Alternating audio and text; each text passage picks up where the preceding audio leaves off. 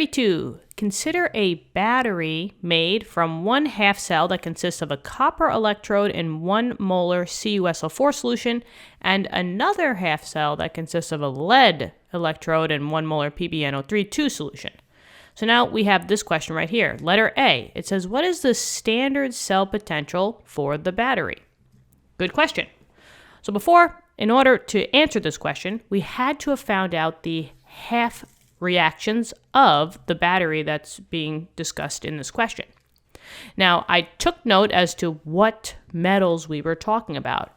In this case, they told us we had a copper electrode, and copper on the periodic table is Cu, so I knew that I was talking about a copper, and electrode is a way of saying that that copper is in its solid form.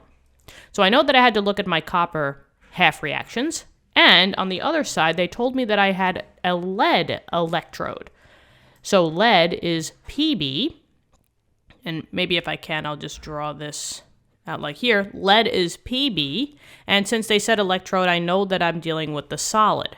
So I had to have chosen my half reactions that had at least a copper solid and a Pb, a lead solid.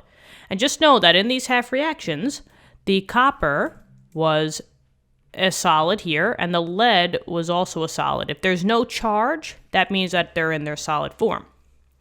But now, how did I know that I'm using these charges? There's a lot of different half reactions for copper in the appendix values in the back of a textbook.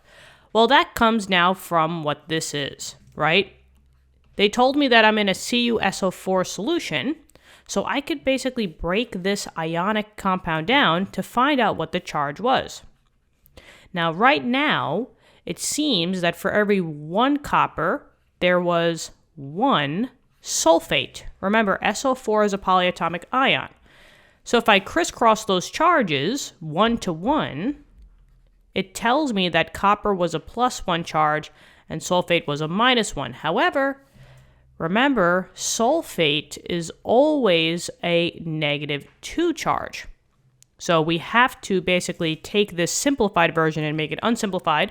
-1 times 2 would give me the -2 charge that I need for the sulfate, which means that if I times this by 2, I gotta be fair, the copper charge is a +2. So that's the reason why I chose the half reaction that was copper 2+, and then for the lead, we do the same exact thing. The lead they gave us as PbNO3.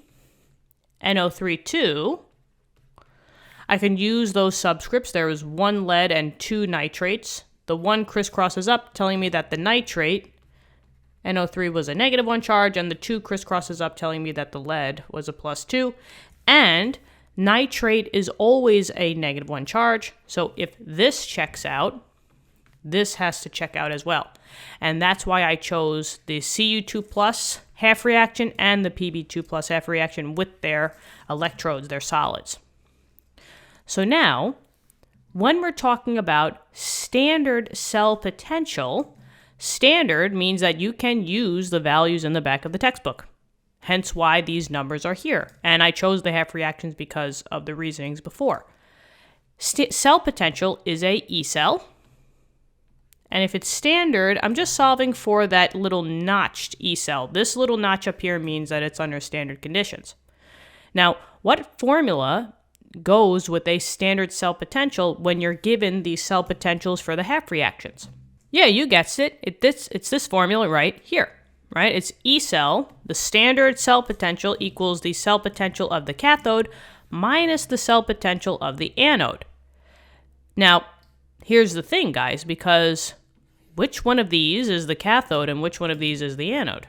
They didn't specifically say in here that the copper was being oxidized or reduced or was at the cathode or the anode, and the same thing for the lead. So I have to find out which one it is. Well, here is the trick. We're talking about batteries, and batteries are always galvanic cells. This is the same thing as saying something is voltaic. So a galvanic cell is a voltaic cell, and all galvanic cells are spontaneous. So we're getting there.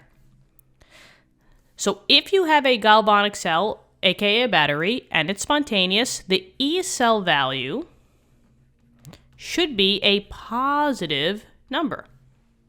All the time. Anytime that you have an E cell that's positive, it always means spontaneous, and that's a galvanic cell. So the thing here is that I need to have a positive value for my E cell. Okay, well, one has to be the cathode, the other one has to be the anode. And if you're using cathode minus anode, right, you do not have to change these signs. So you got a 50-50 shot, right? I could take the 0. And maybe I'll do that. I'll take the 0.34 as subtract it with the negative 0.1262.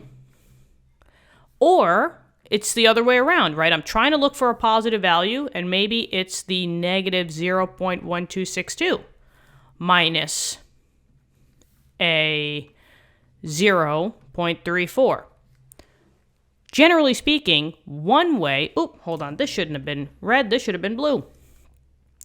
Generally speaking, only one of these answers should give you the positive. So if I run through the first one, I mean, you could probably already guess with keep change, two negatives equal a positive, but 0.34, we just quickly go to Calci, minus a negative 0.1262. This will actually equal 0.4, I guess we should round to 47 because I only have 2 sig figs here. And then if we just do the same one for this one, negative 0.1262, 62 minus 0.34, that's going to give me the negative value, negative 0.47. Turns out that the bottom one is not the right answer. And this is the right answer. E cells are going to be in volts. So since this is a negative value, this is non-spontaneous. That's volts. And that one is not the answer. So if I just maybe bring this over here, and they said, what's the standard cell potential? The E cell, that's what we're looking for. The E cell here would be the 0.47 volts, and that is your final answer. Okay. Hopefully this helped. Let me know in the comments. Subscribe to the channel. I hope you all are having a great day out there. Let's keep studying hard. Practice, practice, practice. That's how you do great on those quizzes and tests. And we got over 4,000 videos just for you guys to practice with real time, solve solutions. That's what this channel is all about. So go check the channel out. We got physics and math videos on the channel at the moment with more subjects to come your way. So stay tuned. I'll be talking to you soon. Bye-bye.